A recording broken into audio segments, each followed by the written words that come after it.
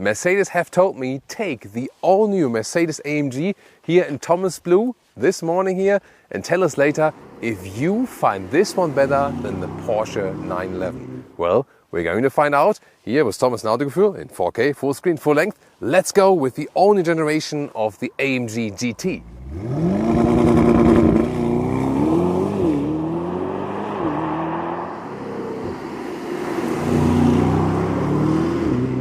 This beautiful matte color.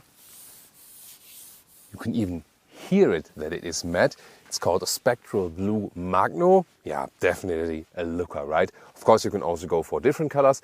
For example, we have a high-tech silver color for you or a Patagonia red, just two choices. Then the huge Panamericana front grille here lower in the bottom part, vertical AMG fins, so a very aggressive look. And new headlamps, of course, digital light. This is then for more high beam performance. Towards the side profile, 4.73 meters or 186 inches is the length now. If we compare the predecessor, that is now 18 centimeters or 7 inches longer than the predecessor. So massive gain in length, and also new 2+2 seater concept on the inside. We'll soon find out more about that. Wheels 20 inch or here 21 inch, the bigger ones, with a nice aerodynamic optimization in this ring here. Brake calipers here in black, but you can also get, for example, yellow ones. And later on you will also be able to order the carbon ceramic brakes. A very sleek look here at the rear because they work with active aerodynamics. Soon going to show you how this rear wing spectacularly lifts up. You can of course also go for an alternative fixed ring. That's a really large one if you want a very loud look, but this one is definitely the more elegant solution. Suspension wise, interesting. It's an active suspension with hydraulics, and in the sport mode goes stiffer and also works with the anti-roll control. So they're all connected. It's like this whole hydraulic system, and then they can actually pump more hydraulics to one side to make it stiffer and the car stays upright. Very interesting. In the lower part here visually, black contrast really large, and Nautikgefühl fake exhaust police alert because here the outer tips are fake, real exhaust on the inside. And technology wise also very interesting, comes as standard here for this one, the rear axle steering up to 2.5 degrees. The rear wheels can turn in the opposite direction at lower speeds, but here the threshold is 1 kilometers an hour or 60 miles an hour. So even at that speed you still get more agility. Above that it steers in the parallel direction for more stability. And now, spoiler alert. In this case, literally. Are you team spoiler or are you team non-spoiler? Tell me in the comments. Turning indicators, we have here this 3-dot structure in the front, and turning indicators here in the rear, underneath the normal lamps, really wide. And here at the steering wheel, I can activate the lift function. Then the front of the vehicle is being lifted 3 centimeters. That's a helpful function for a basement garage or something, or where you have like some steep exits or entries to not damage the vehicle. And what we also have is active aerodynamics here underneath the vehicle in the front.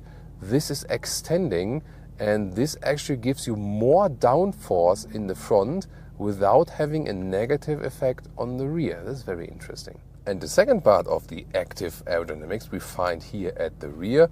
That looks really spectacular, doesn't it? So I can also activate or deactivate it from the interior at the steering wheel. However, it's also deploying automatically at 13 speeds. This is the key fob, feels kind of cool, AMG logo.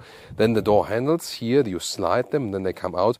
To me it's always just more complicated, you know. So sometimes you easily want to get in the vehicle, then you have to wait for that. Or what do you think about that? Door closing sound is not that good.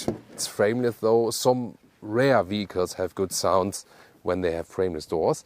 Then inside of the doors, everything is not with black plastic, also in the lower part, also inside of the door pockets and so on. Then a lot of high gloss black piano lacquer, we know that. Here the seat control for heating and cooling, for example. Then we have a fat AMG entry badge right here. And of course the AMG steering wheel with 2 horizontal spokes. This, once again, the hashtag capacitive BS controls on the steering wheel. But cooler are these ones here, so the buttons where I can activate the rear wing, for example. Seats, these are the normal sport seats. However, you can also get optional performance sport seats, further bolstering in the shoulder area, and they are also available with micro-cut microfiber. These ones here only with animal skin, sadly. Here the headroom with 189 or 6'2", still some headroom left. This one here is just a manual shade for this glass roof here, that's it. But yeah, I mean, the manual one is actually quite cool. It's just that you cannot open that, and therefore you also have just this blind area where you usually open the panoramic roofs. And I did take a test ride here with the performance seats for you. So indeed, the seat material is more comfortable and racier and also more breathable, but the seat itself is indeed much stiffer, so the comfort then is better with the standard seat. AMG needs to offer also the standard seat with the microfiber. That would be the best combination. Interior cockpit overview. We today film from the from the passenger door because it's really impossible even for Michelle to fit in the rear. Then here you can see these air vents are pretty cool, turbine style and with clicking sound as well. That's nice. Illumination on the inside. Here you can already see something from the ambient lighting. That's pretty cool. Then there's a vertical screen. Middle console, you can slide this one open for cup holders and the inductive charging pad as well as USB-C charging. And here in the middle console, more USB-C charging, more space. Nice clicking sound. And then this command central. I like the shifting pedals. So they're really massive as well. You start, stop, the engine here is kind of like hidden, this button.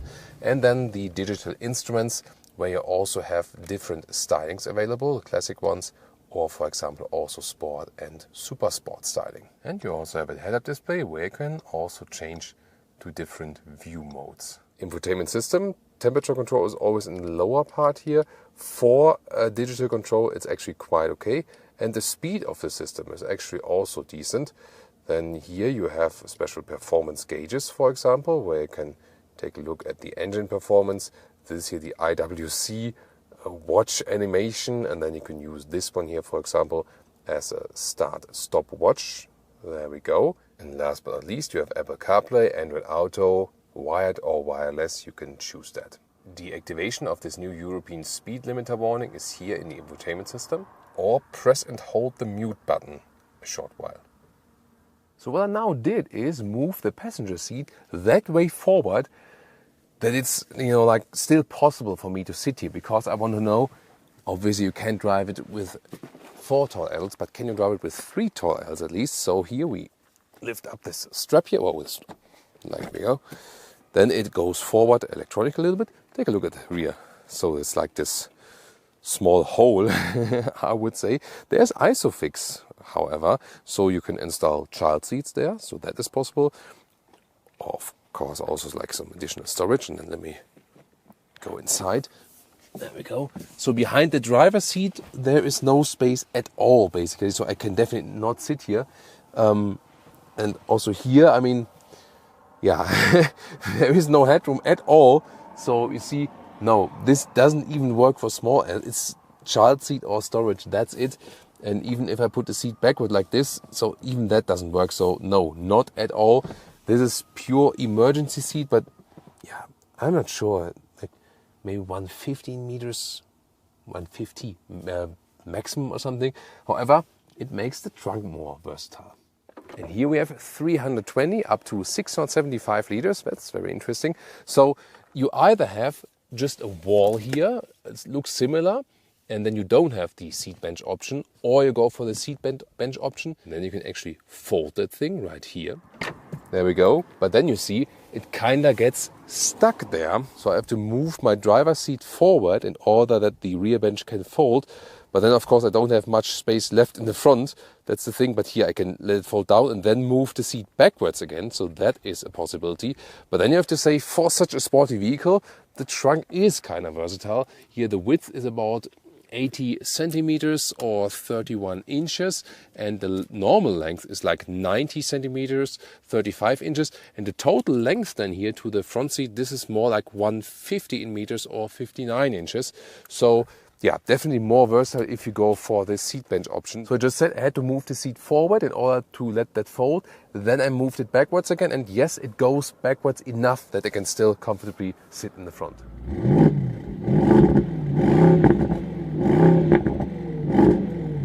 Under the hood, tada, a 4-liter V8 bi-turbo, 585 horsepower here in the 63 version. 3.2 seconds is the acceleration figure. There will also be a 55 version that is somewhat similar as for the equipment, just a little bit lower in horsepower, 476 horsepower then, and 3.9 seconds in the acceleration figure. And we also expect a hybrid drivetrain and maybe something like an entry version, but here the 63 is once again the pinnacle.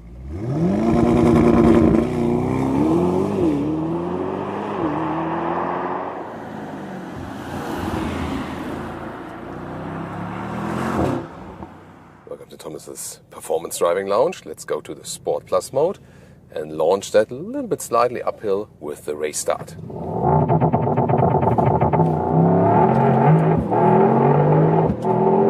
Nope, that's 100 kilometers an hour.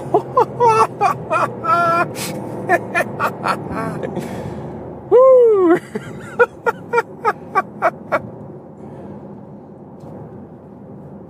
Yes, bro. Awesome. What the hell? Woo! I mean, this vehicle is like a transformer. I mean, at one point it's this really fairly comfortable GT, and then suddenly it becomes this machine, this racing machine. Wow, this is super impressive. And here also in the Sport Plus mode, the suspension is a little bit stiffer, gives me more feedback. AMG Active Ride Control. It also features anti-tilt control, and that means that when I'm here in the corner, for example, in the right corner, the left dampers are being made stiffer by hydraulic systems. They're like all there connected. It's a very interesting system where then hydraulic is being distributed, and that's why I don't have any leaning to the sides at all. At the same time, the suspension is not super rough or something, you know, because we always have to differentiate between sporty and rough suspensions. And this one here, it actually gives you decent comfort. So, of course, at the moment the roads are also good. Testing these later on. And what I also feel is that the vehicle feels relatively light, you know, as when we think about like the assistance systems and so on. It gives you room to play. So especially in the Sport Plus mode, that should be reserved for experienced drivers. If you really know the vehicle, if you have got some experience with the vehicle and know what you're doing, because then all the electronic helper systems are being drawn back, and I feel I can pretty much loosely control the vehicle. Wow, beautiful roads here also, close to the Sierra Nevada, not in the US, but in southern Spain. Oh, and that V8 sound here is also lovely. Wow, what a great handling. The steering is also crisp and precise, good feedback. I have a great control over the vehicle. Wow, and yeah, one of the first expectations, great shifting back. Wow, look at that. This is awesome. A little bit sliding out here. Yeah, just small movements. You can very well control the vehicle. You are in control, but it lets you play with it. Wow, this is amazing. And also, what a step forward in comparison to the previous generation. This one here is sportier and more comfortable at the same time. And it's really very, very rare that you can achieve something like that for a vehicle, right? So that is something. By the way, if you want a little bit more control, but at the same time still want sporty feeling, Sport mode is just more than enough. Definitely also for public roads, so I'd rather recommend that for public roads. You can always use the shifting pedals yourself, and then shift down yourself, for example, if you want, you know, better shifting movement, for example. So that's always possible. And they've really worked here with the steering setup, so we see that with all new generations of the Mercedes vehicles, that the steering is just better, it's really precise, sporty. At the same time, it doesn't lose comfort. Here, of course, first time with the all-wheel drive, which is a good thing for traction, and at the same time you don't lose this rear wheel bias, you know. So even in that race start, they predominantly send all the power to the rear wheels, and just if there is some kind of wheel spin, then also power is sent to the front. So the power that is sent to the front is not that huge that it doesn't lose its characteristic, and maximum would actually be 50-50, so 50 rear, 50 front. But that's, once again, only when you really lose the traction in the rear, when so much power can also be put to the front wheels. So this is more or less still a rear driven vehicle. You can also go for a special mode to really just have rear drive, like in a drift mode, but you actually don't need that most of the time. You just leave it in these normal modes, and it's absolutely fine with that. One more time, guys, and look here at the graphic also in the central display.